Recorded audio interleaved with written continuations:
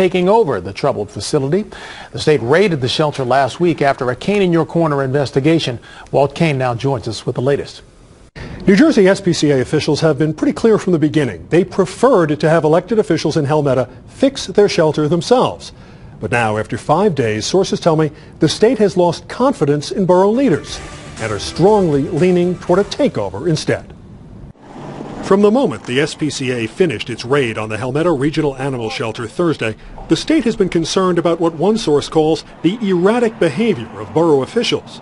Thursday night, Mayor Nancy Martin fired the shelter's veterinarian, Alan DuBois, the man who'd blown the whistle on conditions inside the shelter for my Kane In Your Corner investigation. I started to examine a dog, and a police officer came to me and said, "You're no longer working here, I have to leave the building." Within hours, the Borough Council held an emergency meeting, overruled the mayor, and hired DuBois back, only to fire him again the very next day.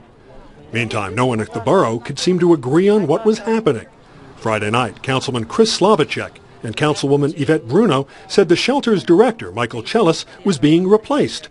Mayor Martin insisted she was staying.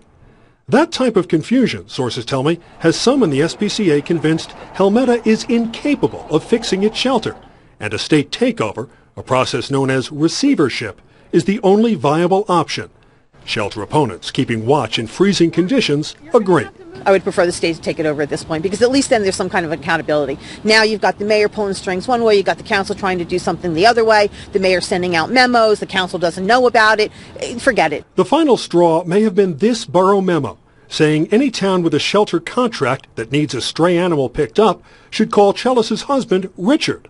While Chellis is an animal control officer, he was also the assistant shelter director, and like his wife, he's under investigation for animal cruelty. So the memo raised plenty of eyebrows. The state has taken over animal shelters in the past. In fact, it just finished receivership of the Hunterdon Humane Animal Shelter. Here's how the process works. The state will take over voluntarily or by court order and then run the shelter for a set amount of time. Once that time is up, the state can either give the shelter back to its existing owner if it believes it can now be run properly, or it can recruit a new owner, usually a charity, and that, of course, is contingent on their decision to take it over if they decide that. Do you know something I need to investigate? Call me at 732-738-KANE or email kaneinyourcorner@news12.com. You can also find me on Facebook at Kane In Your Corner. I'm Walt Kane, News 12, New Jersey.